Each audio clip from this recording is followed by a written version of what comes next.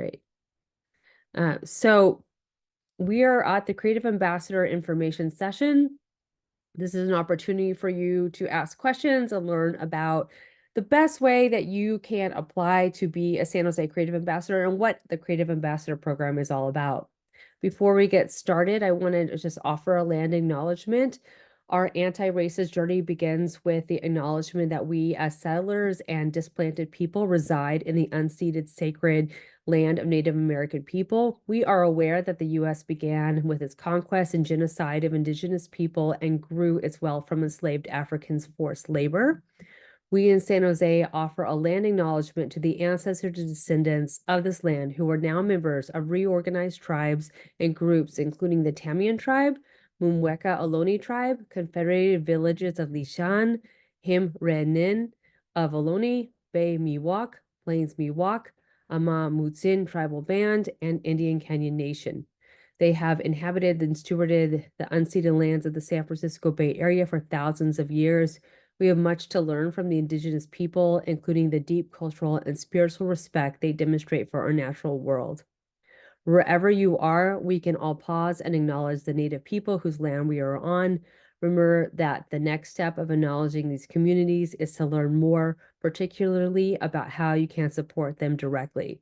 May we learn to walk in the humble and honorable way in acknowledging Indigenous knowledge systems to lead to a more sustainable and relational futures. Remember that the next step after acknowledging these communities is to learn more, particularly about how you can support them directly.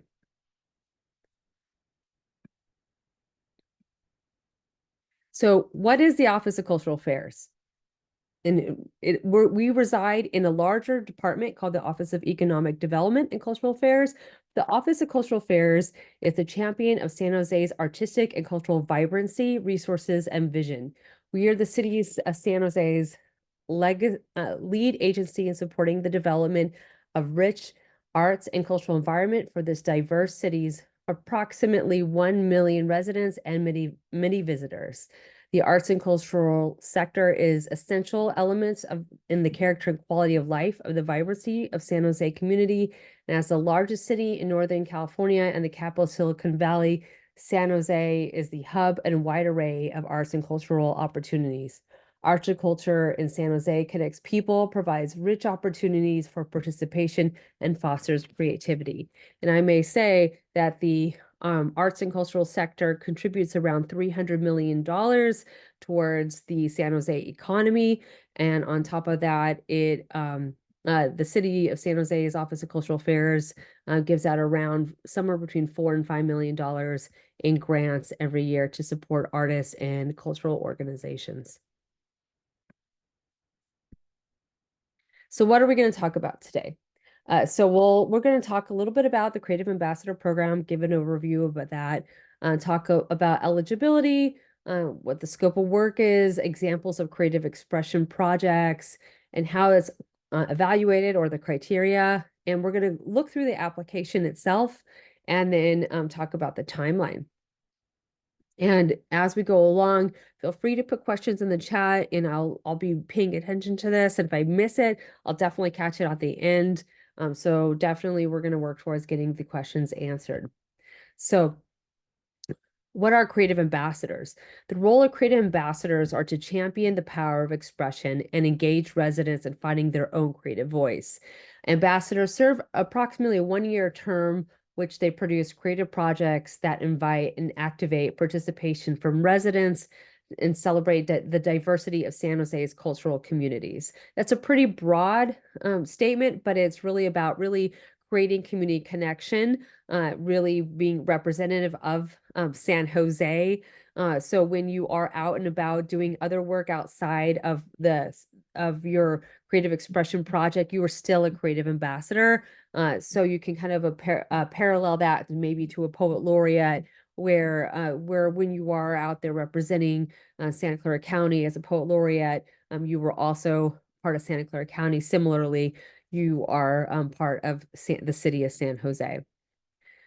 So what makes you eligible? So you must live or work in San Jose. So that means that when you apply, you need to put in a legitimate San Jose address. So that could be your work address or it could be your residence, but it has to be one or the other, or we don't ask for both. When you put in the application, we'll talk about that, but definitely just put where you actually live in, and then if where you live is like, let's just say Sunnyvale, and but you work in San Jose, that's also you are also eligible to do that. Applicants must be practicing artists in the performing arts, visual, literary, and media arts. This is broad. When we go through the application, you'll see some of the arts categories that you can select. And you also have to be available next year. So when you're thinking about what are you doing next year, if you're thinking about, okay, well, I'm gonna um, be gone most of the year, maybe this is not the best time for you to apply as a creative ambassador. But when you're thinking about what you're going to be doing next year, and maybe you are going to be gone for a few weeks, even a month, but you're going to be here for the most of the year, and you're still able to really meet those creative ambassador responsibilities, that's totally fine as well. Just really that you're going to be available throughout the year, is that's really important. Applicants must be in good standing with respect to prior grants from the city of San Jose. So if you already have, if you have an open grant, um, if you have a project that you have funded and you haven't completed that project, you haven't like submitted your final report, you're not eligible to apply. But if you've already completed that project and you've got funding from us previously, you are eligible to apply as long as like all of your reports are finalized. Who's not eligible? Full-time students. I believe in everybody is a lifetime learner, so you might be taking a class here or there. As artists, you are always trying to like learn new skills and adapt. So taking a class here or there is totally fine. But if you are committed, if you're in graduate school full time, if you're a part-time student, but very part-time, you may be eligible to apply if most of what you're doing is as an arts professional. We are looking for people who are working in their arts career, and we do accept emerging artists, so you don't have to be fully established in your arts career. You can be an emerging artist that's working towards that, and maybe you are still taking some part-time classes here or there, but really your focus needs to be on your role as an artist. You cannot be an arts commissioner or staff from the city of San Jose.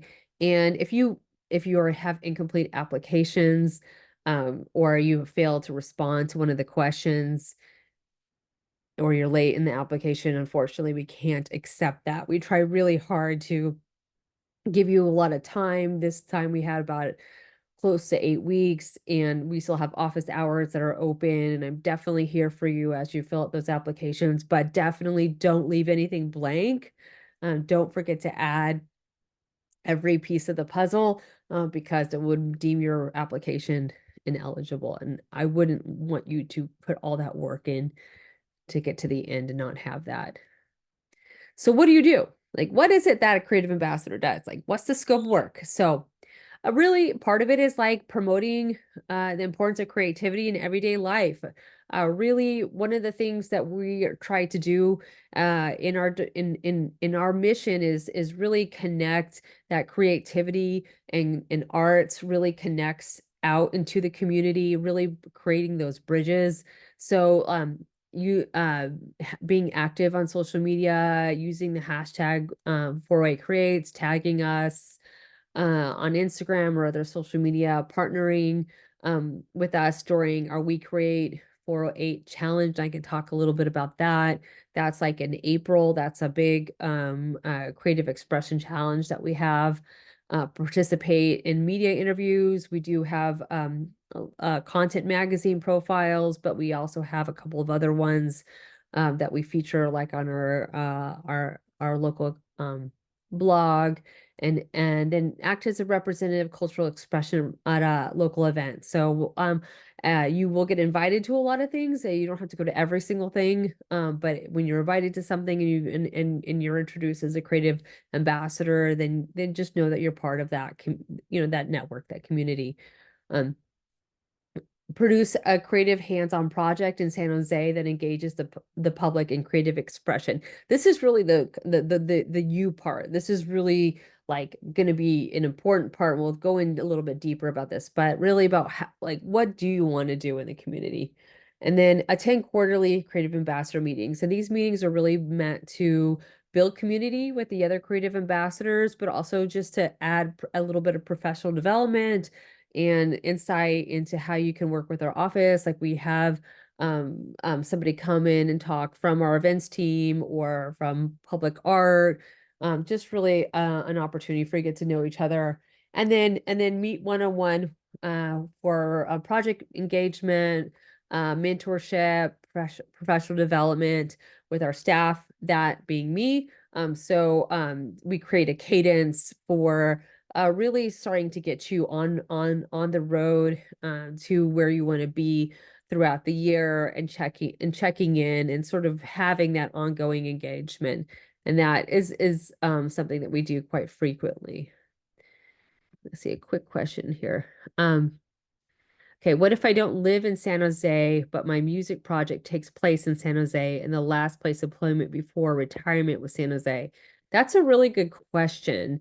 Um, I think I'll have to get back with you on that. Like if I think that if you were in San Jose for a significant amount of time, for example, where your place of employment um uh like really seated you and you understand the community of San Jose, that may be applicable, but that's a kind of a gray area because in the moment you don't have either of those addresses. So let me get back with you on that. And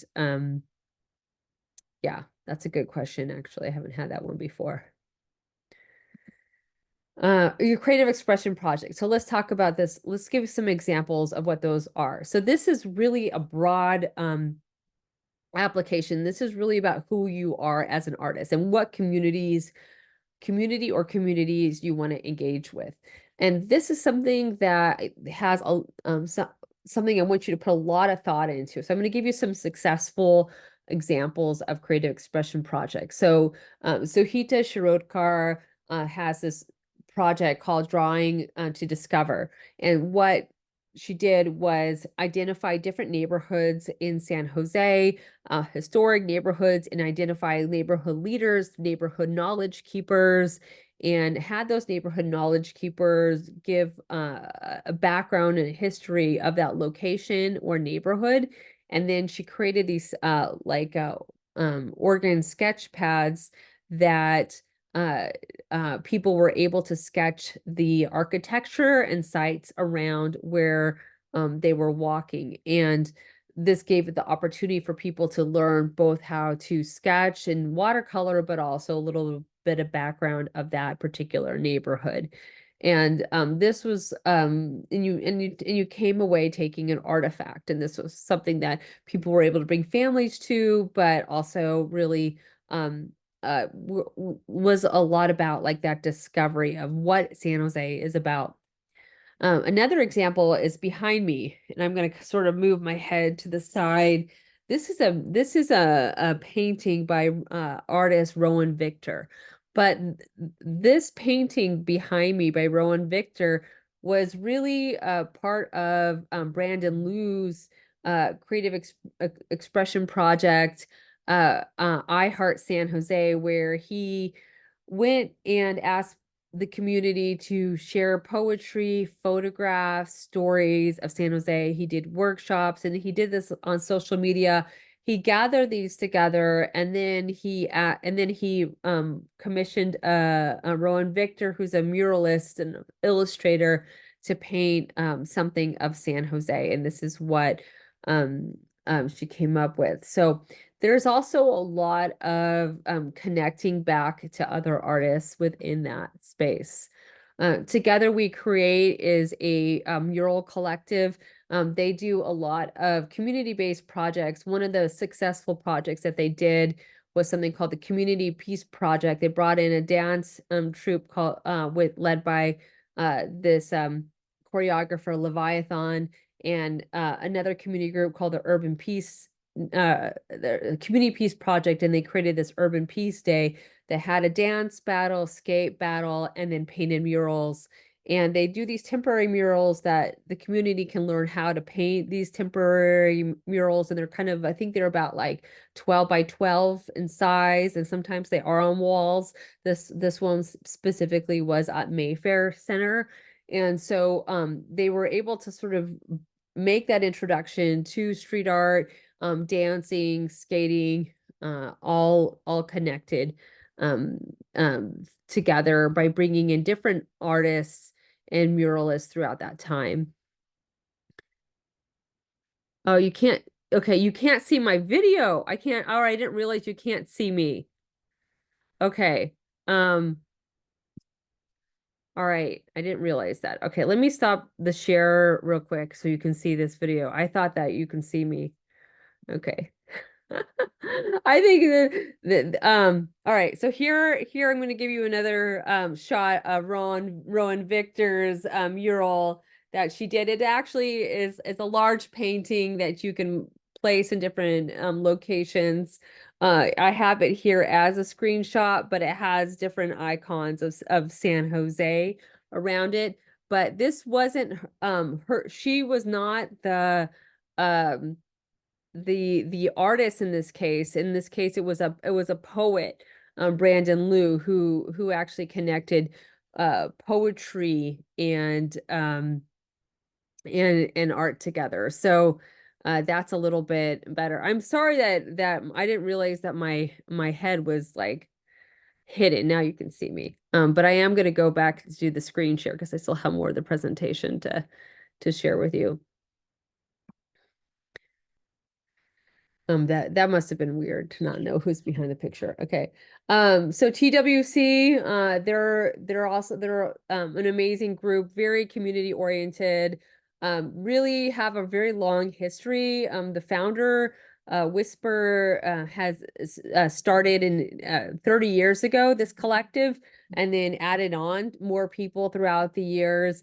And is really sort of a transition into thinking about communities from the East Side and other parts of San Jose, and its relationship to things that youth really adhere to, like dancing and skateboarding.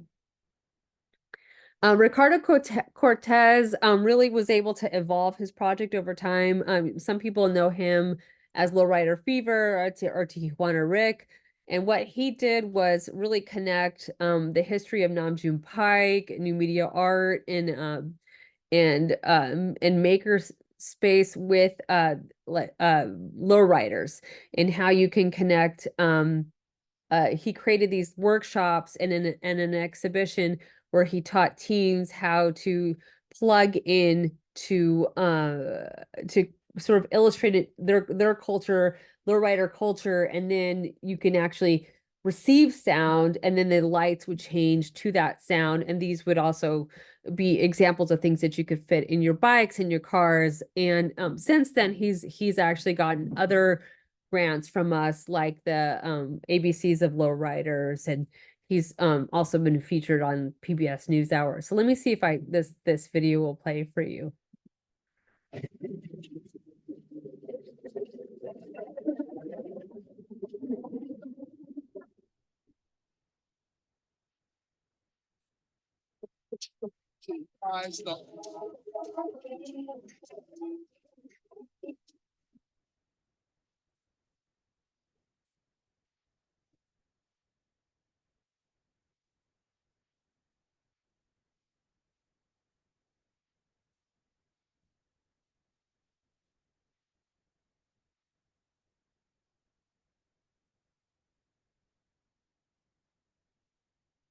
So he actually customized those Arduino boards to look like little lowriders, which was super dope.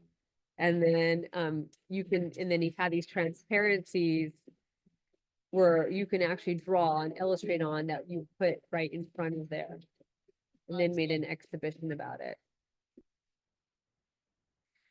This is another example. Cynthia Cow did a project called Taste of Home with Chopsticks Alley, and this was a really elaborate project around food. I'll just give you a sampling of this.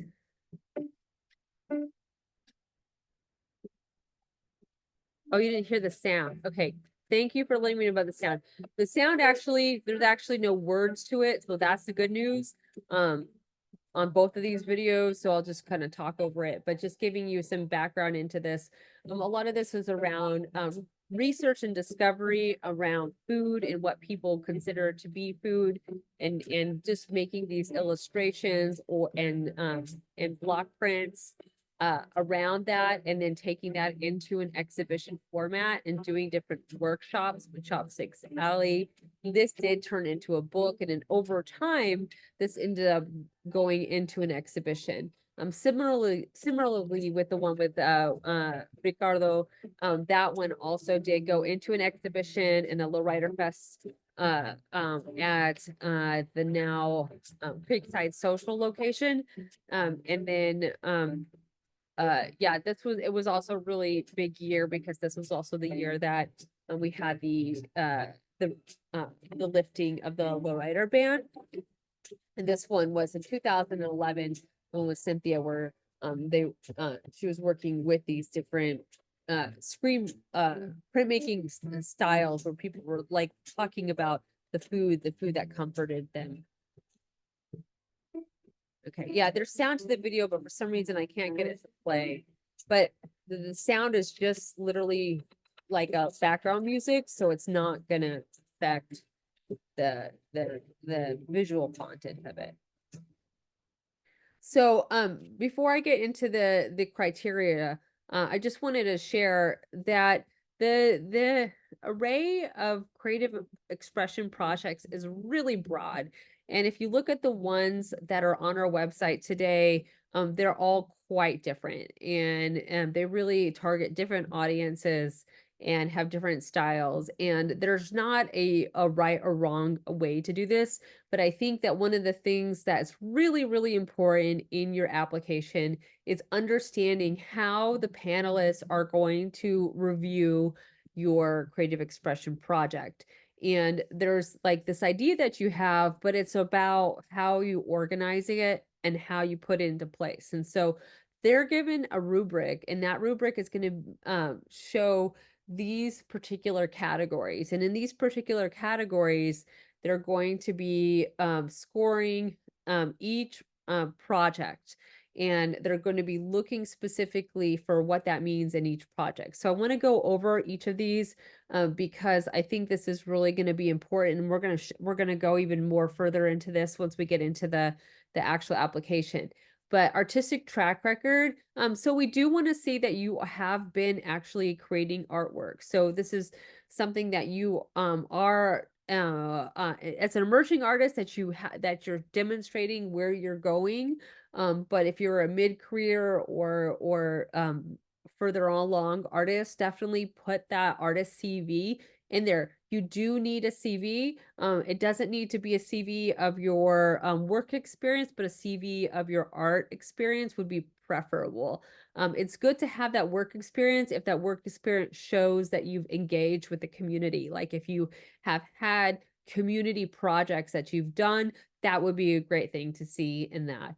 CV or resume, interchangeable. Community engagement track record include demonstrated initiative in directing and launching and coordinating creative projects, including community and responding to the cultural diversity of San Jose. What this means is like, okay, you're going to go out there and talk to people in the community. Have you had that experience before? Do you have a community you already connect with? Are you already involved in something? Talk about that. Talk about what you specifically have done to show that you have really done particular outreach, or how you're a part of that, or how you engage with them. And that really, we're all part of multiple communities. So you can say, I'm part of like a dozen communities, and these are some of the approaches that I do to community engagement. But you can actually show specific projects if you have those in your experience. Communication experience. So because you are representing the city of San Jose, we want to know that you can just go out there in public and connect with people. And so that is on how you communicate, either on social media, or maybe you have public speaking experience. or maybe you've like written things. So how are you communicating? And so I think that really is going to vary. And so maybe you have a very specific niche, maybe you have your own Substack, maybe you're involved in Reddit, but like definitely showing that you can really present yourself to the community, and you're able to have those back and forth conversations. Professionalism, again, we will, like, you are representing the city of San Jose, so we definitely want to be able to to introduce you. A lot of what we do is in invitations to events and meetings and getting to know people and making those cordial invitations and being able to show that you're able to do that. And that could show an example of that um in your resume. You can demonstrate that, or if you have any other examples of how you have expressed professionalism, that you have this work record of being able to be in a diverse setting. And then 40% of the application is really towards the creative expression project. And so this is really understanding those communities, understanding how you're going to outreach to them, how you're going to provide this opportunity. And I do want to say that, like, while you have these creative expression projects, you're not alone. I work with you on these projects, and I help identify any of the pain points and where we can problem solve with that. And you don't have to have all the answers right away, but you want to talk about what you do and do not know, and how you're going to sort of look at that in a thoughtful way. So I want to go into the application. I'm going to stop this share and go into the actual application itself. Um, Before I do that, does anybody have any questions?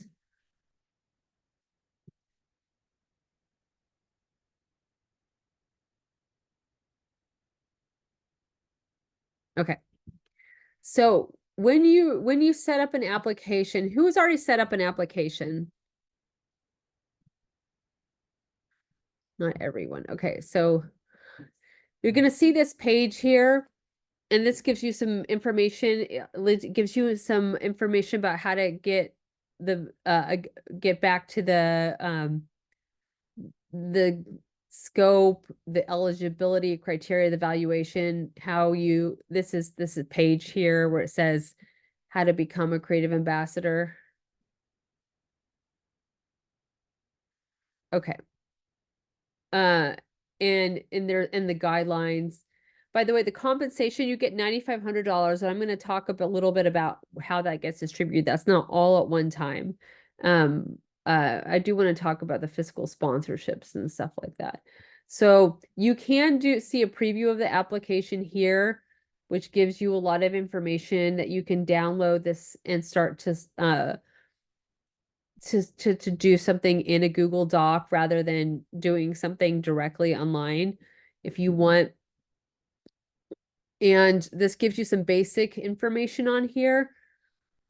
But once you log in, please do put in your legal name at the beginning and your address, because that is basically how, we're going to need that towards the end. You're going to have a lot of opportunity to change your name and give nicknames and other names in the application. So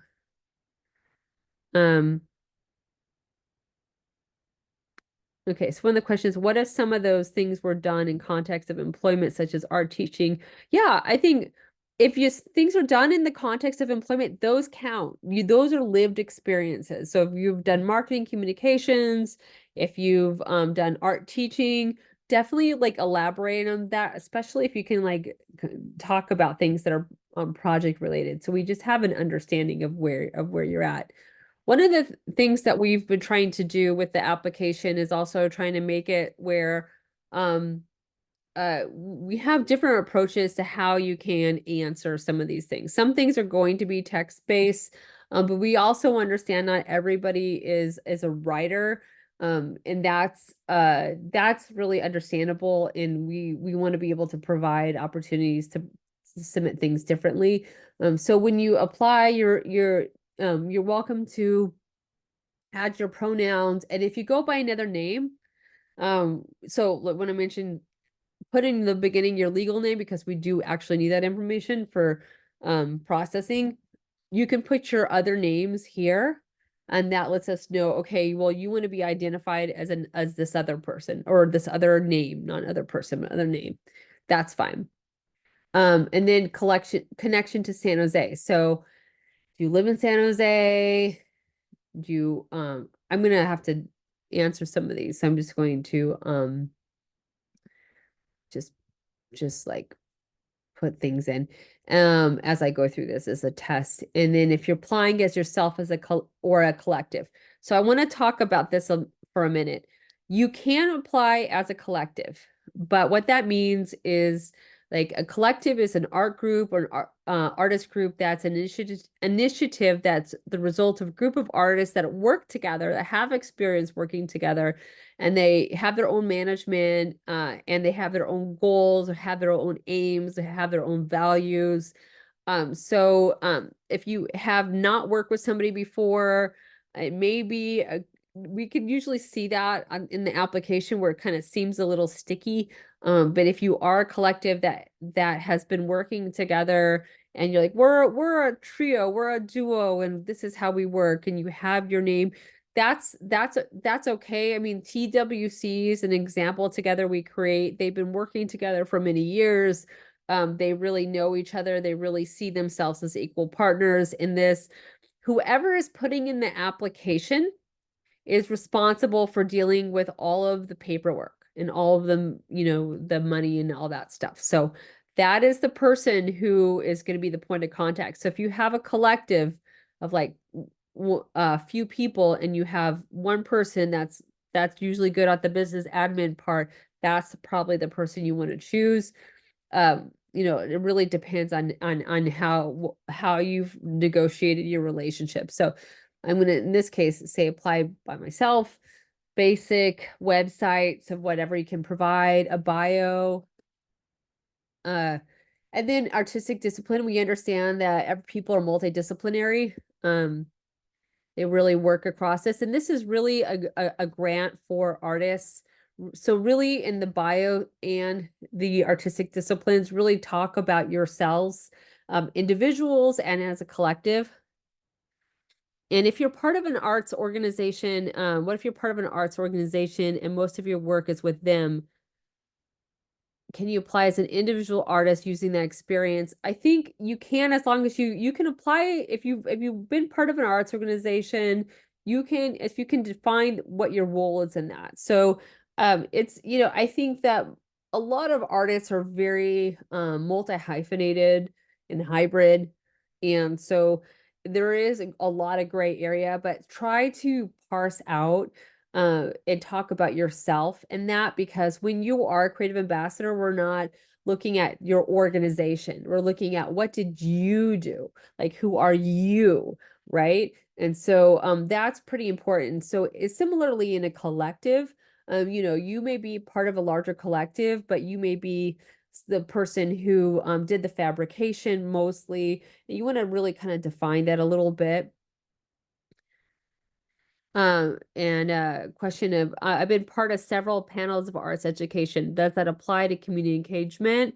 Yeah, yeah, definitely. I think like really talking about how we really want somebody who's able to and able and interested in being involved in the community. If community, if you're like a solo person and you're like, I'm in my studio, I don't really want to deal with the outside, that's cool. There's nothing wrong with that. But this is not that. This is not that particular thing. This is a very high touch, high engagement experience. And so that's the kind of person we're looking for. And then also, when considering an organization that I might want to partner with for the creative project, should I have the relationship with them that's established, or is it something that you can get that I can help establish? Okay. There's a little bit of wiggle room there. Like, you may say, okay, I'm really interested in working with this organization, but I haven't fully identified them yet. You do not have to answer every field. If you don't have a LinkedIn, I only put the LinkedIn there in case you don't have a CV resume, right? So some people have a LinkedIn and not a resume, or vice versa. So that's why their LinkedIn is there, right? Then check. I'm a bio artist, so that's why I advocate for that. Are you applying as a fiscal sponsor? So this is important. Let's talk about fiscal sponsorship. Okay, what is a fiscal sponsor? So a fiscal sponsor is the organization, the 501(c)(3) nonprofit that's going to sign your contract. And they're going to, and part of signing their contract, they're going to carry the required insurance and business license that we require as a city. And then they are going to then pay you as the contractee, right? Or as they're going to pay you as the artist. That means that you don't have to carry the insurance and you don't have to carry the business license. You don't have to like register as a business entity. Um, you don't have to do that. You don't have to go that way. Fiscal sponsors do take an admin fee, but I would recommend if you don't feel comfortable with paperwork, like getting insurance and getting a business license and registering yourself with the state is like overwhelming, and this is not something that you feel you could approach. This is where fiscal sponsorship is really important. They also are really helpful in professional development and also other opportunities because you can continue to work with that fiscal sponsor in other ways. One in San Jose that's pretty popular is Local Color, MACLA, School of Arts and Culture. So I think on SV Creates, and I think it's linked on our application, there's a list of some fiscal sponsors. If you already have a relationship with a nonprofit, say like you volunteer, you're on the board, or you work for a nonprofit and you mentioned that you're applying to this opportunity, you could talk to them about being your fiscal sponsor. I've seen a lot of applications come through other organizations that don't typically have broader fiscal sponsor programs, but they do have those particular relationships with people, and so that's something. And you don't have to decide yet because unless you're selected, you might not want to take this approach until you're ready to deal with. So you can say, I'm not sure. Okay. So that's something, but I will say that it's not impossible to do all the paperwork yourself. And we have had artists that do that, and it's definitely something that you can manage. Um, are you partnering with other organizations? Okay, so say like this is something you've thought about, maybe it's something that's in the works, and but you're planning to, or you're not or you are currently working with an organization. You could just put that in there. This helps us know, like as you're going through this, that you've already started to make some of the groundwork. So say that you have a organization or a community that you've already started to talk with, you're already starting to sort of pull that out with. You want to be able to have that listed if possible. Yeah, so with your business entity is does not have to be an arts business entity. Oftentimes you see the business entity as you apply, like basically the process for doing the paperwork and the contract is that you have to apply for a San Jose city business license. There's an exemption form if you want to have the fee waived for that. But I think they also check to see that you're a registered business with the state of California. You can register as a sole proprietor, meaning that individual person, or an LLC, which is common. And then those are two of the most common entities for artists to be able to use. And then that business applies for the insurance, and the insurance is like both what's called general liability and what's called non-owned auto, which is not auto insurance. Okay, it's really important to understand that, not auto insurance. And then I think there's like another thing on there as well. Like I think it's if you do have employees, you have to have workman's comp, but there's a waiver if you don't. Um, so does a business have to be an arts business? So that's sort of like it doesn't technically have to be an arts business, but there has to be some direct connection if it's your business, right? Can a local organization be a collective community, or does it have to be a nonprofit LLC business? Nonprofit origin. Um, if you're a collective and you don't have any sort of business entity, right? You're not like zipped up, right? Like a business, you could either go the direction of going through a fiscal sponsor, which is common, or you can um go on LegalZoom and quickly get all that other stuff together. But you do have to have one way or the other. Somebody has to have that insurance and business license and sign the contract. Somebody has to do that. And that's either the fiscal sponsor or it's the artist or collective. And so you're sort of thinking about two buckets, right? And so which bucket do you fit in? And I look at this as like one bucket requires less paperwork in terms of like what you personally have to do, but they have like it's a pass through in a way. And another bucket is something that you have more direct management over, but you have to do the paperwork to in order to get it to happen.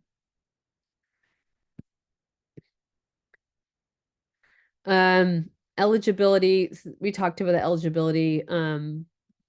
Tell me where you found out about this. So like friend name, right? I want to know. Um, okay. So then we talked about this track record again, like, how things are divided. So here's something with the narratives. You can answer in two different ways. You can answer with text, or you can answer with uploading a video or audio file. So if you are if writing is something you're just extremely not comfortable with, that's totally fine. Not everybody's a writer, but you can talk, or maybe you can make a video. Maybe that's a comfort zone for you. Maybe you can express yourself better. You can decide how you want to submit this. We work with our panelists to understand that if people submit a video or audio, that they need to look at that the same way that they look at something that's text. So there is a limit on it, but we definitely want to be able to provide that opportunity of equity and access. And so if text is like some of the other stuff is kind of basic boilerplate cut and paste, but this is a little bit more difficult on the narrative. So share an example of your community engagement track record. Um, that's like really like if you do have a work experience or project-based stuff or just stuff with your neighborhood, go ahead and share that. Communication experience, describe past roles where you've played in advocating for arts and cultural activities, um, or other activities. Like if you have things that like you can share where you've been able to talk about what you do and the platforms that you do them on. Professionalism, provide examples of a challenging experience with a colleague or member of the public and describe a process and navigating that challenge. What lessons did you learn or take away from the experience? And this is sort of like thinking about like, okay, like you may interact with people that are challenging to you, that are not getting what you're presenting, or may not like balance what you're doing. How are you connecting with that? How are you sort of addressing it? So talk about a way that you would approach that. Um and then a statement of interest, like why do you want to do this? Like, you know, and then you should read the scope of work. So the creative expression project, look at this paragraph right here. So this is going to be pretty important. there's things in here like explain, what the project is, like a description of the communities you want engagement that you want to engage with. If you have a relationship with them, or you may not have a relationship with them, but you want to build that relationship with them, and why, how are you going to reach them? And then, what is your strategy for engaging with them? Like, how are you going to go about doing that? Try to be explicit and clear in that answer. That's going to really help the panel look at your answers and being like, oh yeah, you answer these questions pretty clearly. So these are the things that the panel is really looking at, those questions, and is going to want to know, like, did you answer this? Um, okay. I had another question. If I have a business license with the city of San Jose and also work for nonprofit, do I still need a sponsorship? If your is your business like separate from the nonprofit? Is it separate from the nonprofit, or is it the same as the nonprofit? I guess I don't 100% understand that question. Maybe you can respond to that. Um, budget. Okay, so the budget, big thing about the budget is use this as an opportunity to sort of illustrate and reinforce your creative expression project. Let us know what you're thinking about, what you need. There is a template in here that the NEA has used. You can also put in here um you can also put in here uh the like, okay, I'm going to go apply for more funding. This is where I'm applying, or I'm getting in-kind support from this other place. You can pay yourself, you definitely can do that. So thinking about some of these things, explaining what stuff in the budget. So if there's stuff in the budget that you're like, okay, well, I put that I really want to do that I want to I spend all this money, but I really can do it for this other cost. And I have ways to sort of work around doing this, or this is a nice to have or need to have, or like I've already secured this amount of funding. Like, talk about that in the budget description. I almost every panel that I have had has said, I really wish people would talk about in the budget information description, like anything I need to know about the budget. It explains what you're thinking, because you are not going to, like, we're not going to look at your budget and say, oh, here's every single line item. Did you meet every single line item? But we just want to look at, are you thinking about this as like a story, as a like, what do you actually really need in the process? So that's important to think about. Okay, if your business is separate than the nonprofit and your business can carry all the insurance, you don't need to do a fiscal sponsor. Yeah, and I can work with, if you get to the point where you're selected, I'll work with you on figuring out the nuances of all of that. Okay. So you're gonna get, if you're awarded this, you get $9,500. You do not get this all at once. It does come in three payments. The first payment is for $3,500, I believe. And that is in the beginning of the year. The second payment is in May for $5,000, and the last payment is in December for $1,000 once you've already submitted your report. So that is just to work with that continuity throughout the year. Just to let you know where like that you're not getting it right up front on day one, but it does come in different stages throughout the year. So I do want to preface that.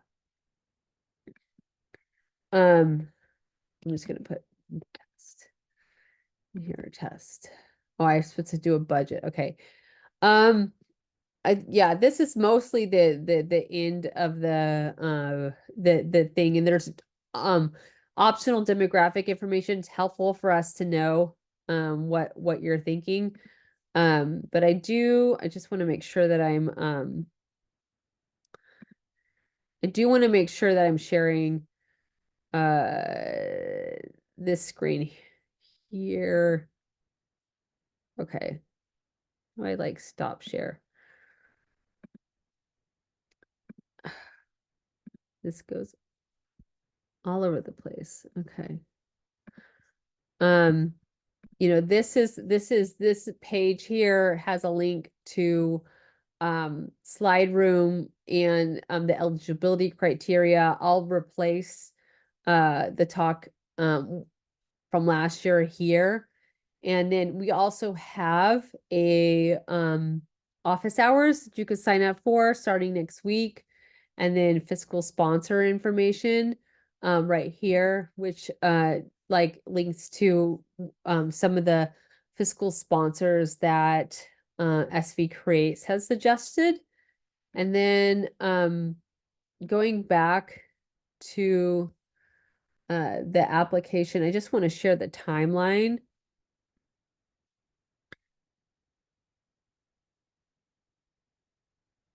Okay, maybe share. Let me put this into present. Okay, the timeline here, you can, like, afternoons starting next week, you can come in, drop in, sign up, meet with me, ask me specific questions. And then they're due on Sunday, the September 29th. Note that slide rooms help is only Monday through Friday. I'm also not available on the weekends. And so I understand people are last minute people. That's why I put Sunday night. But if you need slide room help, that's definitely make sure you do it by Friday so that people can actually respond to it. October, we'll have a panel review. We will have interviews with the top finalists. That's usually around maybe 6, maybe 7 people. There are 5 spots that will be selected. And then after that, we will notify people if they are selected, but then that's embargoed until November when the Arts Commission confirms it. And then we'll make a public announcement in December. And then the actual timeline for when this actually starts is really like I would say into January, early February until like the very beginning of December. So it's really not January 1st until December 31st. It's more like maybe like January 31st until December 4th or something like that. So it's there's not like a an expectation that the first month of January everybody's going to be on the ball rolling, although some people really are able to do that. That's sort of an getting warmed up time, and then people start to wrap up closer to November before the holidays, and then really ended up all in the end of November, beginning of December. So I'm going to take some more questions now. Oh, you weren't able to see the timeline? Ah, okay. Sorry. Let me go back here. Let me try to share this again. I'm sorry. Thank you for telling me these things. Okay. So the timeline, again, this is the timeline. I'm going to stay on this screen for a minute. Okay. So one of the questions is, as a retired person, when you consider the address of the organization I volunteer with to be my work address? That's a good question. I think it depends on how many hours that a week that is. You know, I think that there's volunteer work is work. It is labor and you do kind of go there. And so I want to just confirm with uh some other folks in our department. These are really good questions. They're questions I haven't had before, so I do want to make sure I give you the correct answer. Colette, if you wouldn't mind, sending me an email, I definitely want to make sure that I get you the correct answer on that. Yeah. Um, And then definitely sign up for office hours. If some of these office hours don't work for you, then please send me an email and propose some times.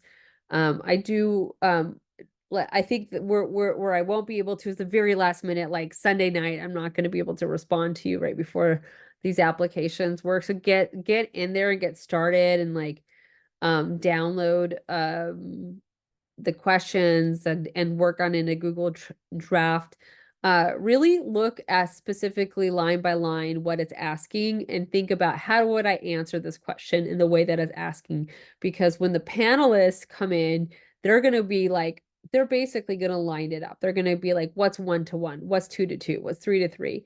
Right? And so if you miss one, they're going to be, well, they didn't answer how they're going to do marketing and outreach. Well, they didn't answer I don't understand how the budget works. And so the budget is always a really big piece of it. So when you think about budget, think about marketing, think about outreach, think about your labor, think about the location, think about who's going to donate things to you. So if you're going to have a space donated to you, think about other partners and how they're going to provide, or maybe you're going to apply for other grants.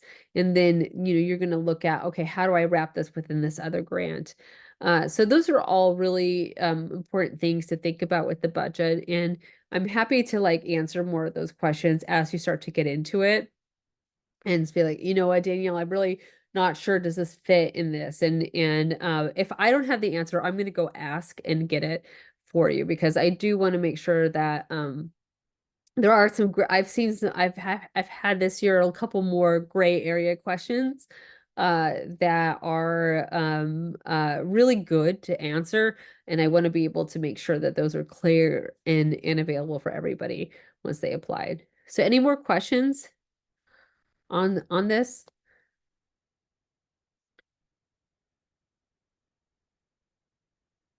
Okay. Well, thank you all very much. I really appreciate you coming in online today to ask these important questions. I look forward. Oh, I see one from Liz. Okay. Liz, if you don't want to type, I can have you talk. I'm sorry, I didn't see the hand up. Okay, yeah, I've been typing a lot of questions. Sorry. So I'll just give you the last one. So you spoke about a rubric that the commission uses to score. Correct. Yeah. Are we going to get a chance to see that, or is that just directly correlated to the application or Yeah, so it's gonna be like this. So you see how this is oh yeah. this 15%. Hmm. I can't remember how it's set up in the review panel. I can't remember if it's like a 1 to 10 or Hmm. or But those are the criteria. right. This is the Hmm. rubric. This is the Okay. criteria. Hmm. Okay. And then my other question was I'm trying to expand this project that I'm working on to uh, to San Jose Public Libraries as a contractor. Would that be a conflict of interest? I If mean, I we you actually had another one of our creative ambassadors work a lot with the San Jose Public Libraries and actually okay. continued on with them. I think it kind of depends. Like, I know that the libraries also kind of go through the library foundation for it's the for a lot of their programming. Hmm. So I think it's like it depends on the project and how it's sort of addressed. Okay. Yeah. But it would be it's not totally ruling me out because of that. No. Okay. Thank you.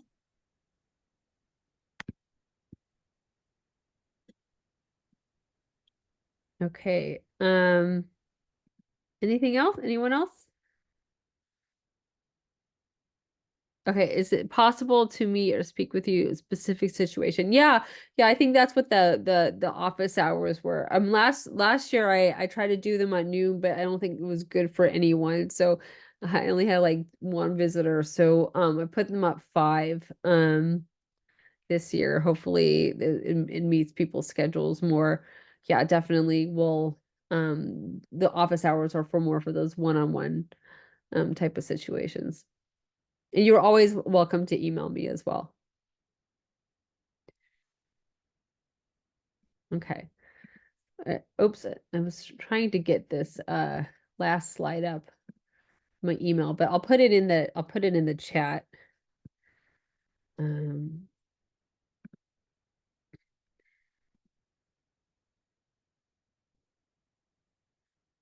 okay, so I think that's it. I'm gonna send this out to everyone who attended. If as long as you signed up, you should be able to get it. And I'll probably do that tomorrow, once this recording goes through. So, yeah, I just put the email in the chat. It's the Danielle Simbieda at sanjoseca.gov.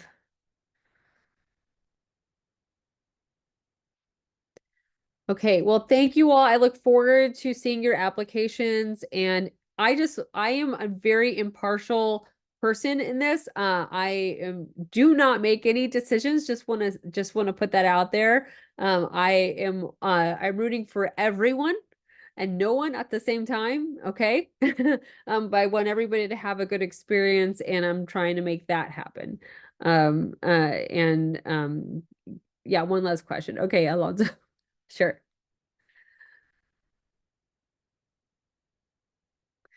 What's your question?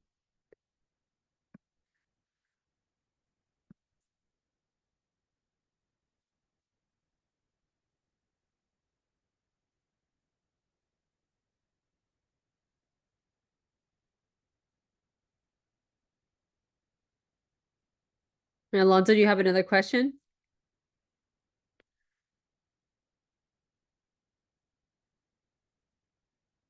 Okay. Well, I guess with that being said, I'm gonna wrap this up. Oh, I'll email. Okay, that's fine. I'm gonna wrap this up, and good luck, everybody. Just sign up for office hours and get in touch with me, and we'll work through all your questions. There's some really important ones and good ones that I want to make sure I get you the right answers for. Okay, thank you all.